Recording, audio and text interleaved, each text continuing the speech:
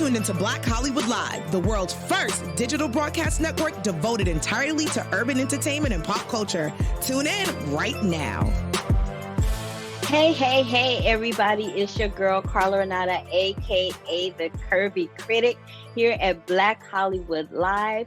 You have tuned in. I thank you for it. This is episode 112, and it is a solo journey today, so I hope you will forgive me for that.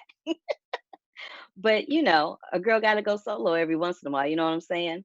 But instihoo, I wanted to say that I'm so grateful that everybody is here and tuned in. Hi, Brandon. It's always good to see you.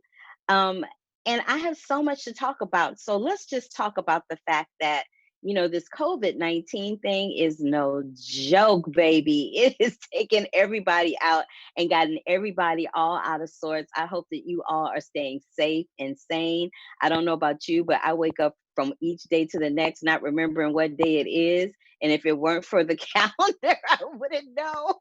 I wouldn't know what day of the week it is, but it's all good. I know that today is Sunday. If this is your first time joining me, please click the like button down below. Give me some love. Give me some thumbs up to show me that you was here. And we're going to get right on into it with the first thing that I want to talk about today. Now, Ryan Murphy is on a roll. He's doing so many things in so many different lanes. And I've seen at least 2 or 3 of his projects that have been part of his Netflix deal. I've talked about one of them before. Well, no, I didn't talk about it because I had a guest. He has another documentary called Secret Love that's about these 2 women that were, well, one of them was one of the baseball players that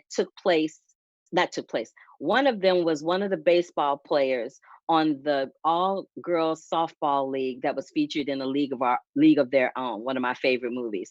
So it's about her and her lover of over 30 years and how they are transitioning into being senior citizens, having kept a secret for almost 30 years. But what isn't a secret is how his latest project, Ryan Murphy's latest project, Hollywood, has busted the top 10 of the Netflix viewing screening list this week. So let me just, before I get into Hollywood real quick, let me just talk about, hey, Michael B., how you doing, girl? Let me just talk about how we're going to be doing shows on the Curvy Critic from now on. Because there is virtually no content in a theater, we're not allowed to go to a theater, and we're not sure right now how the theater situation is going to move forward or change. I will be telling you what to stream more than likely, a lot more streaming than not. So a lot of the movies have already been up, and I have those reviews up at my site, thecurvyfilmcritic.com. You are always more than welcome to go there and check them out. And or you can go to my YouTube page and watch some things there. There's an interview there with Laura Harrier and Jeremy Pope from the Hollywood's Netflix series Hollywood there. So you can check that out. But let me talk about this Hollywood miniseries. Ryan Murphy did something really cool. He took a premise that under any other circumstances, we would look at it and be like, oh, I don't know if this is going to work. But for me, as a woman of color in the entertainment industry, it fired on all cylinders for me, because what it did was it made me feel like there would be hope in the industry for diversity. And I get so tired of using that word diversity. I get so tired of using that word. But what Ryan Murphy did is he took us back to 1940s Hollywood golden era, where the extras used to stand at the gate to get a gig, where the publicity machines were alive and well at the studio, where there was a studio system, and put us in a world where there was no, people knew that Black people were Black, but there wasn't the prejudice and the shutout and the disparity in the entertainment industry then, like it would have been in history, which history has shown. So he shows us diversity, and he pulls us on its head. He takes the story of this woman named Peg, who is, if you look her up, she notoriously is the person that is associated with jumping off of the Hollywood sign. And so it's been a legendary Hollywood folklore that this woman, whenever she has, when people have gone up, you know, hiking around the Hollywood sign, they see this woman lurking about, and supposedly it's the ghost of Peg that is up there learning and lurking about. But Ryan Murphy in Hollywood took it and flipped it on its head and had a movie with a African American leading woman, an African American screenwriter. One of the stars in the film is Asian. They had a whole nother storyline that deals with what it's like to be LGBTQ and what that would have felt like to come out and do it on the red carpet at a premiere. Now it's no big deal, but imagine if that had gone down in the 30s and 40s. It would have lit America up. People would have had a nervous breakdown. And so he follows these 6 different aspiring people who are in all different lanes. Some of them are casting, some of them are talent agents, some of them are producers, some of them are screenwriters, some of them are actors. Everybody is in a different lane in the confines of this story, and he melts them all together at the end. Now, I know some people are going to watch Hollywood and they're not going to like it for obvious reasons. They're just not going to like it. Then there's going to be other people like myself in the entertainment industry who are navigating the waters as a working actress, and you're going to be excited to see, you know, what could still possibly happen in this world. Because think about it, up until this, what could I say? Up until this era, we've only seen a leading lady win an Oscar, for example, in a motion picture one time. In the over 75, 79-year history of the American Academy Awards, we've only seen Halle Berry win a Best Actress Oscar. As a matter of fact, there are less than 20 people that are Black that have ever won an Oscar in the 80 some odd year of the Academy Awards. Just let that marinate and think about that for a minute. So what Ryan Murphy has done is he's given us a world that we couldn't imagine. And now we can imagine what it would have been like in the 40s. Had that happened in the 30s and 40s, we might not be dealing with the adversity and diversity being a hot button topic today. But yeah, so that is Hollywood. It is streaming right now. It's number 10 on the Netflix streaming list. It is created and executive produced by Ryan Murphy. His other documentary is called A Secret Love, that is also up on Netflix, so check that one out. And 2 of the episodes were directed by Janet Mock, who is also the executive producer and one of the directors for Pose, one of my favorite shows on FX.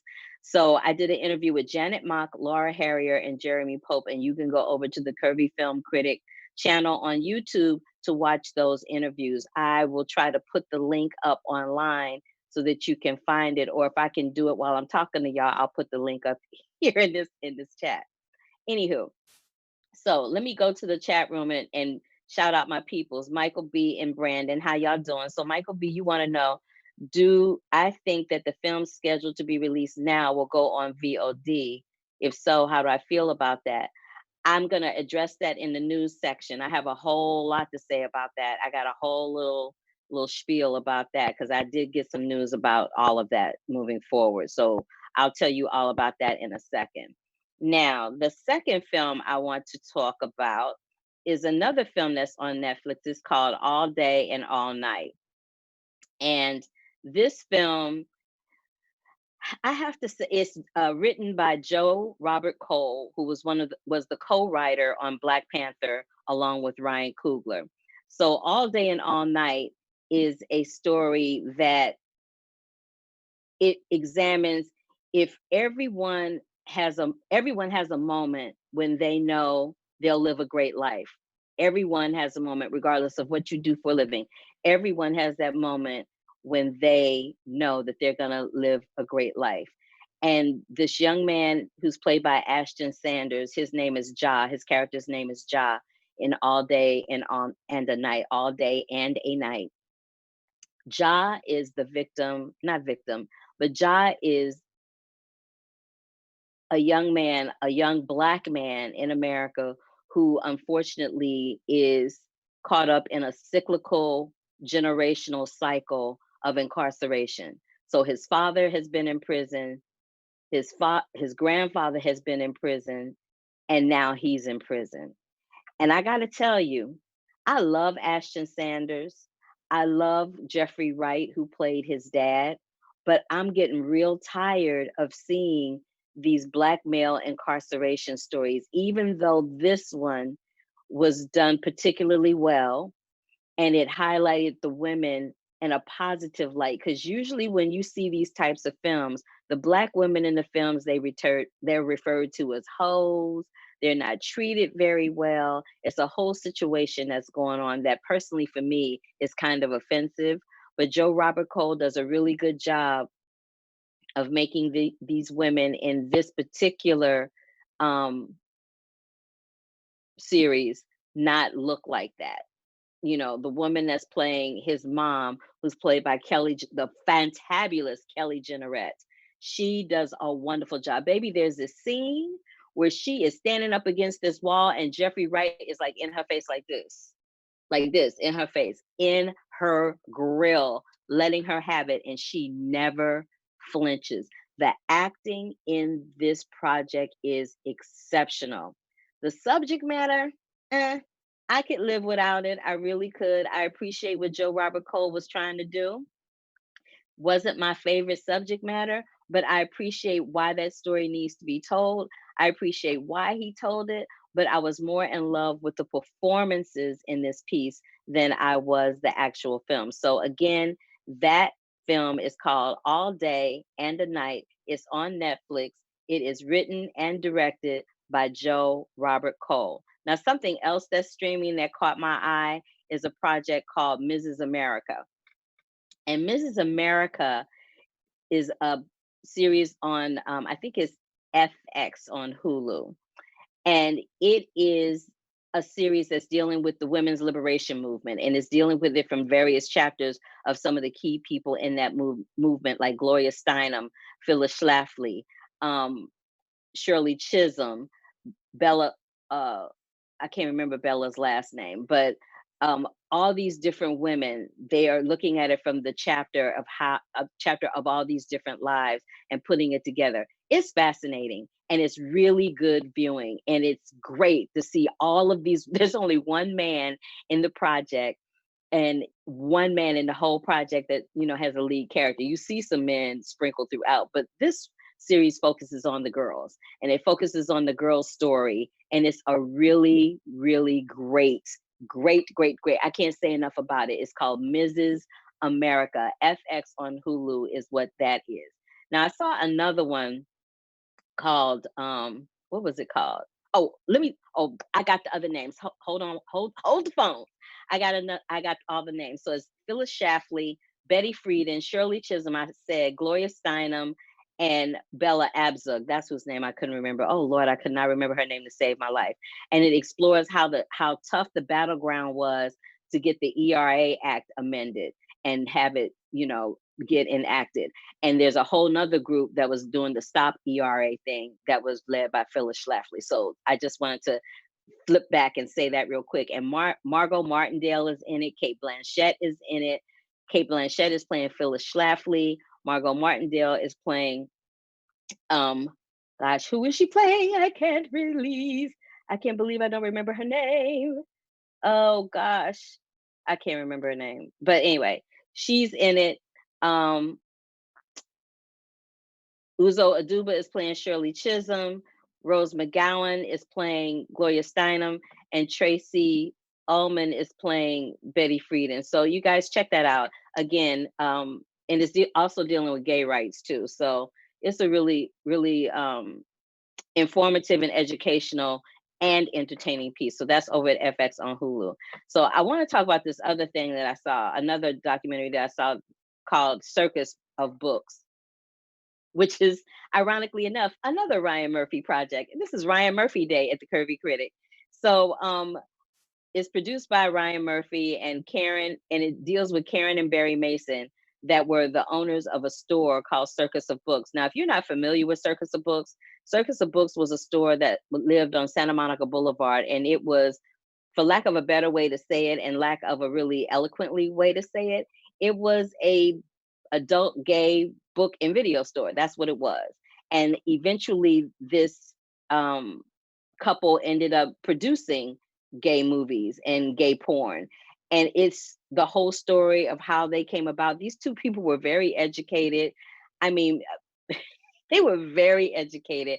But the one thing I took away from it was that when it comes to someone having a child that's gay, that comes out, especially when you are someone who's uber religious, which the Masons were, when you are someone that has a very definitive view about what you think gay is, when their son comes out, it was all the mother could do, Karen could do, to not lose her mind. And she went off. Eventually, she got to a place where she could accept her son. But those kind of stories are always fascinating to me, because they always show that even though people think they're being enlightened and they think that they are being, so woke and whatever, with some folks, there's always a little something, something that's lurking underneath that makes them feel like that not makes them feel like, but pops out and makes them realize that who they thought they were is not who they are.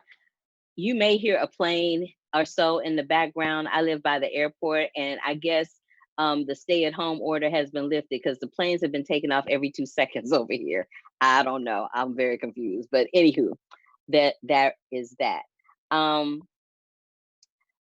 Brandon, I'm gonna run to the chat room real quick. So Brandon's talking about Sponge on, and Scoob, and you guys are talking about those. I'm going to tell y'all about those movies in a minute. Just hold tight, hold on. And Scoob is Scooby Doo, Michael B. It's a film about Scooby Doo. It's an animated version of Scooby Doo. All right, so that is Circus of Books. It is on. I believe that's on Netflix too, but we'll see. So, um, now the next one, also on Netflix, is a mini series called The Eddy. The Eddy is about this guy, Elliot Udo, who lives in France. He's a world-renowned pianist. He's gotten divorced from his wife. His daughter is a teen and has been sent to Paris to live with him. And unbeknownst to both of them, they end up being embroiled in a whole big drama that involves some counterfeit money and some drugs and some murders and all kinds of things.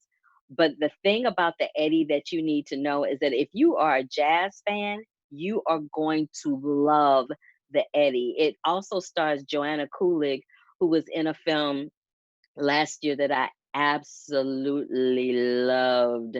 She is wonderful. She's a Polish actress, and her and Elliot Udo are, I guess you could say, they boyfriend and girlfriend. I guess that's what you could say about them, that they're boyfriend and girlfriend. But the star of the Eddy is the soundtrack. There's a fabulous jazz soundtrack, and it's like if, and it's written and directed by Damien Chazelle, who brought us La La Land, who also experienced and celebrated an anniversary this week with the a Lionsgate screening, which online, which I'll talk about that too. So, anywho, it's great, you guys. The Eddy, they have this song that they sing, and it always ends the Eddy. It's really great, really great jazz soundtrack happening with the Eddy, and a really wonderful performances.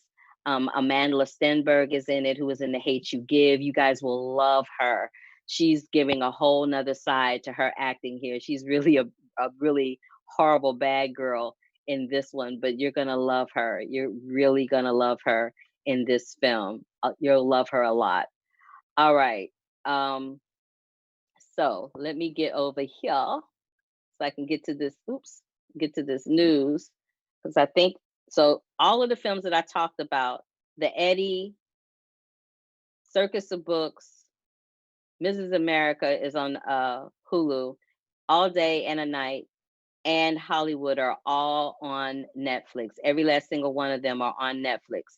I was going to talk about Spaceship Earth, which is on Neon today, but I think I'm going to save that one for next week. And then next week, I'm also going to talk about how the film festivals have moved online and whatnot. But I really want to talk about right now the news happening in the industry, and I want to talk about how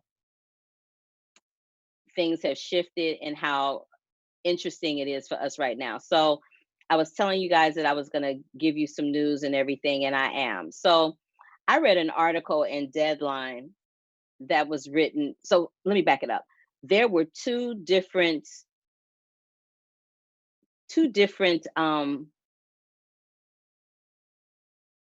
what do I want to say? There were two different film critics that retired from the industry. One worked at the Hollywood Reporter, the other one was at the LA Times, Kenneth Duran, and the other one from the Hollywood Reporter. So they retired this week. And it has been an extremely interesting time in the industry because they have redefined what film criticism is. So these two men were older, middle-aged white men that I talk about all the time. So they retired, and now we have this industry where we don't know what's going to happen at this point. We honestly don't know what's going to happen at this point. And we're looking to see how the industry has shifted, right? So that's going to be an interesting turn of events to happen with the film criticism thing. I'm sorry, I'm all over the place because I'm trying to do 5,000 things at one time while I'm talking to you. So let me go back here so I can talk to you a little bit more. So let me see, what were you asking me? Okay, yeah. You would ask me about the movies. So I'm gonna I'm just gonna back up for a second and grab my notes because they're over here. Ha ha. They ran over here because I put them on this other platform that I didn't mean to. So now I'm gonna come back over here and we're gonna work it out. This is live, honey. You never know what you're gonna get when you do stuff live. So here we go. We're gonna work it out and do the best we know how to do. So until then, while I'm pulling this up, let me just go ahead and talk about some other things. So this, I've been doing some things, so as we know, there have been no junkets, there have been no roundtables, there have been no red carpets. None of that has been happening because we all have this stay-at-home order, right? Everybody's at home, nobody's going anywhere. It's a whole situation. Even here at Black Hollywood Live and After Buzz TV and Popcorn Talk, we are, doing things via Zoom, which everybody is doing things via Zoom. I'm sure you've seen, the various Instagram interviews via Zoom and all that. So one of the film critic groups that I belong to, AFCA, the African American Film Critics Association, has been gracious enough to set up some film critic virtual roundtables for us. And we've had some people like, what do we have? We had Courtney B. Vance from Uncorked, which was on Netflix. We had him. We did some interviews with Tina Lifford from Queen Sugar. I told you about the ones we did from Hollywood. I also spoke with Jeffrey Knight and Ashton Sanders and Joe Robert Cole from All Day and a Night, and hopefully I can have that for you guys next week as well. But if you haven't seen any of those interviews, you can always go over to my site, as I said, the Curvy Critic, curvyfilmcritic.com, and check those out there. You can also catch them on the AFCA site, AAFCA. Thank you, Michael B. I know me sliding out of that frame was a lot. I know it was. It was crazy. It's all good. All right, so let me get to this news for you. So Judd Apatow, actually, you know what? I'm going to go straight to what you asked me about, and then I'll get to the other news. So there's also another article that highlights what's going on in Florida and how they're going to deal with it. But staying in 2020, Deion Taylor's directed Hilary Swank thriller Fate Fatale is no longer going to be released on June 19th. It's going to be released on October 30th. And I'm actually going to have Deion Taylor here on May 17th. May 17th. Sunday, May 17th, Deion Taylor will be here. So we'll talk to him about that.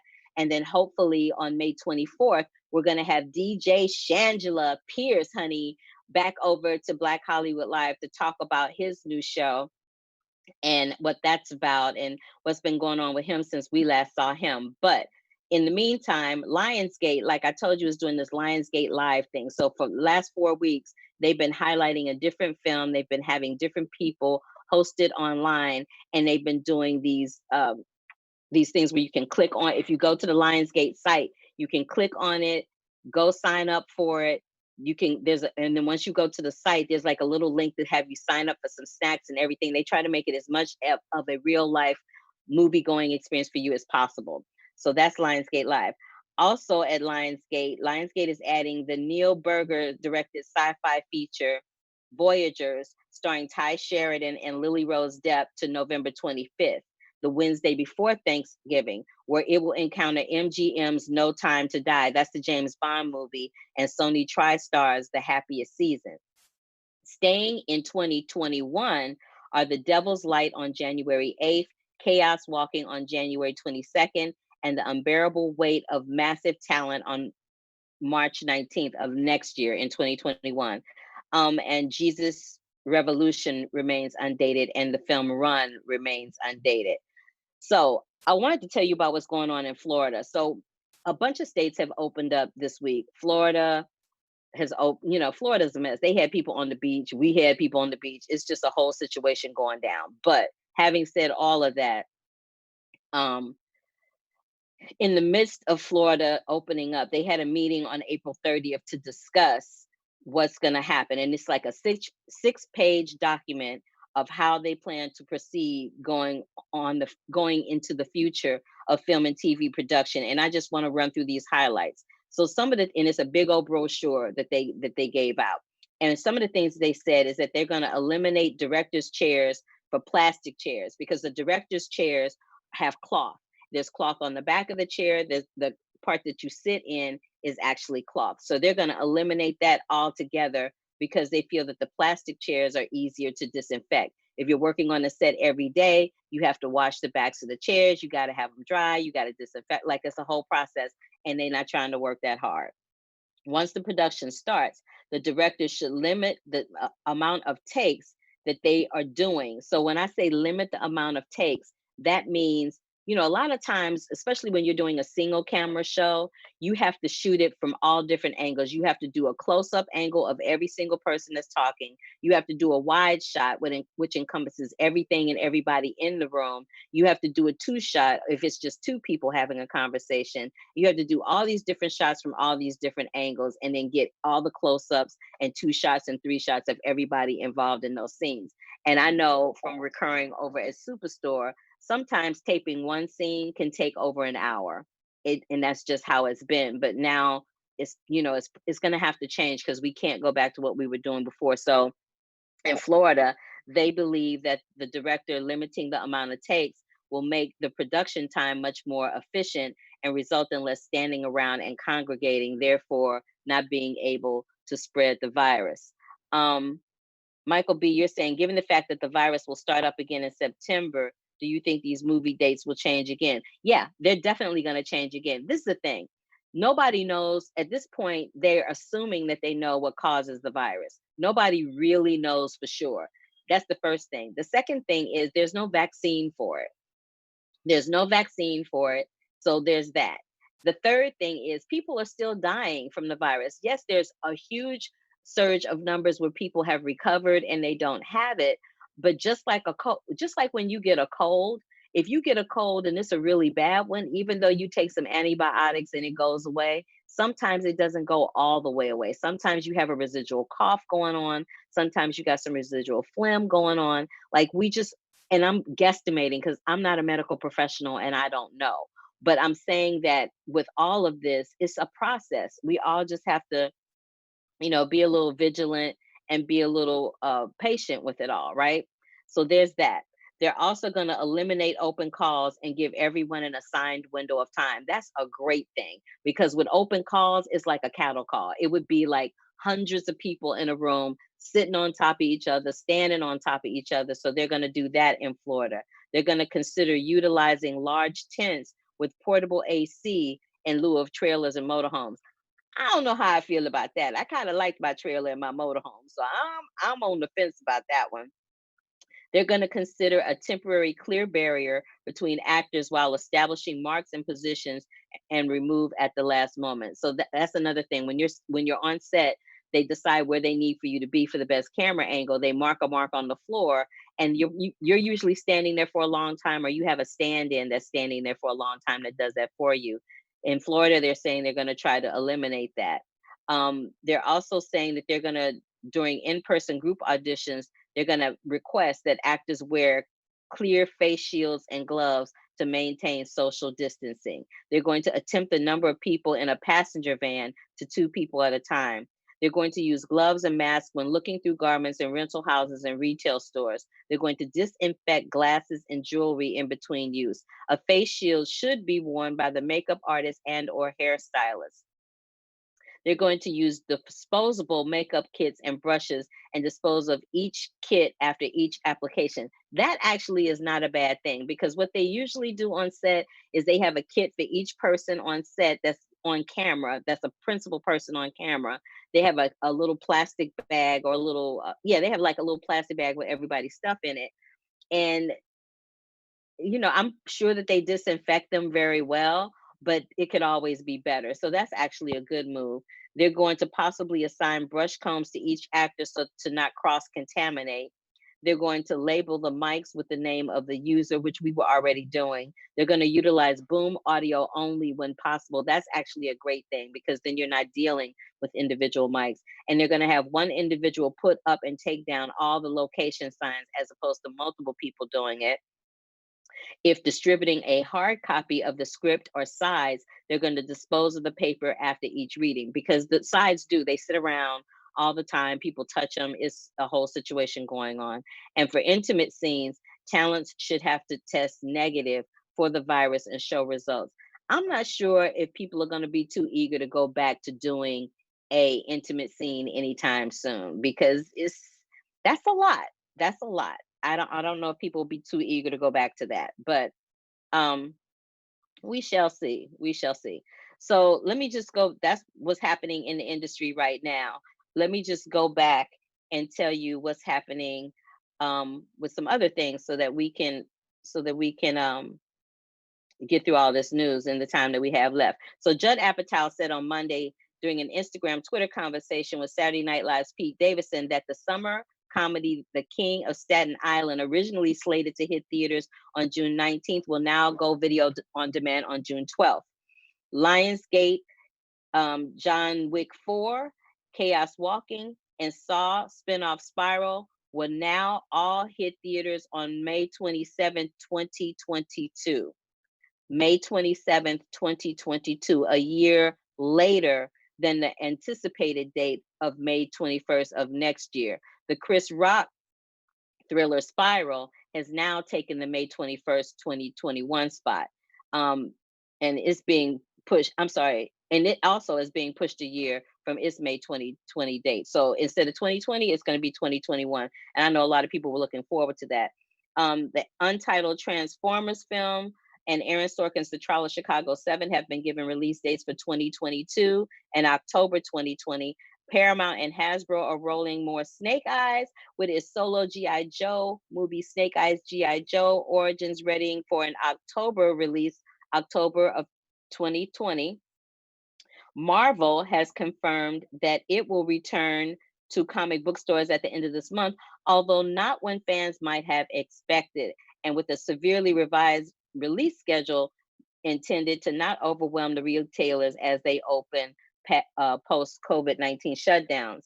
Lionsgate has inked a deal with director Gerard Bush and Christopher Rentz's next film, Rapture. That one is going to be released worldwide on August 21st. Let's see here. What else can I tell y'all? Let me see. Oh, yeah. And there was one other little piece of information. One little other little piece of information. Hold, please. um, the Ryan Reynolds Jackson sequel, The Hitman's Wife Bodyguard, jumps to a year to August 2021 from August 28th this year. So that movie's 2017 first installment was a late summer hit for Lionsgate, and that grossed $187 million. On its new date, the sequel encounters the Paramount entitled, I'm sorry, the on its new sequel, on its new date, I'm sorry, the sequel that Paramount and animated release, Paw Portal. Okay, so there's that. Um, and yeah, so that's that. And then nice I wanted to say rest in peace to a couple of people that we lost. We lost let's see, who did we lose? We lost. So have y'all seen that movie Slumdog Millionaire and The Lunchbox and the Life of Pi? So the Indian actor Irfan Khan, he died at the age of 53 after being admitted to a Mumbai hospital for a colon infection. And that's been confirmed by his representatives. He passed away. He also was diagnosed with a neuroendocrine tumor in 2018, but he had continued to act. And that was a huge loss for the industry in general and for the Indian community. Everyone mourned his loss. So rest in peace. We also lost the co-founder of National Lampoon and the executive producer of the Vacation franchise and Animal House, one of my favorite movies, yo. Maddie Simmons, he passed away this week. So we're really sad about that as well. So we wish we here at Black Hollywood Live offer our condolences.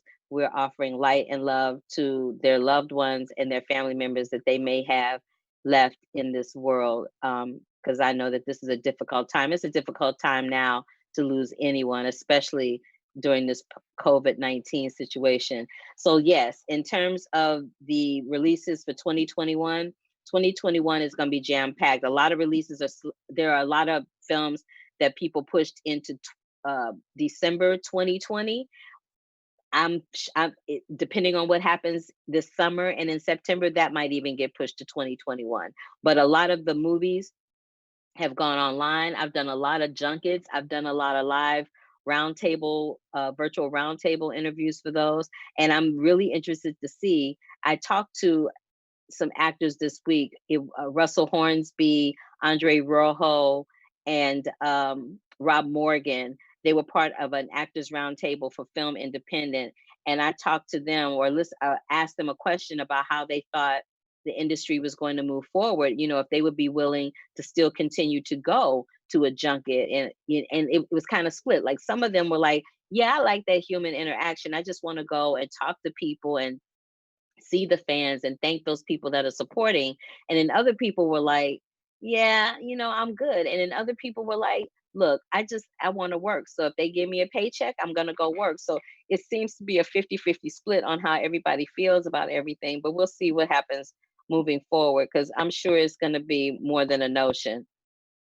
So and I also want to say this, there are a lot of film festivals that have gone online. So while I was doing interviews with Gina Torres and Miss Christine Swanson, who were lovely, by the way, thank you for watching those interviews. We had the Turner Classic Film Festival, which usually happens here in LA, happened, and they moved it to a stay at home edition. The thing that's going to be interesting about the film festival situation, and I said this to somebody not too long ago, is that, at a film festival, all your time is spent navigating the festival, running from this screening to that screening to this reception to this networking event to this symposium. That's all your time is focused on. Now the film festivals are moving to an online edition. And, the thing that's dangerous about that is that you're watching a film festival at home. You're at home. So when you're at home, you get distracted by life. You get distracted by family. If you're by yourself, you get distracted by being bored and you fall asleep. So it's going to be interesting to see how all of this navigates. But, I had to do a solo journey for y'all at least one time during the month. Or yeah, well, I'll come back with a solo journey next week and I'll be a little bit more organized. This was a little off kilter for me today because it was so much information and had been so long since I'd done one. So I'm so glad I got to finally hang with y'all and see what's going on with you. Let's see what's going on in the chat room again. Um, Given the fact that the virus will start up again, oh, I answered that. Why not just release the movies on video demand? Yeah, I know it's not the same as going to the theater, but the studios still can make some money back.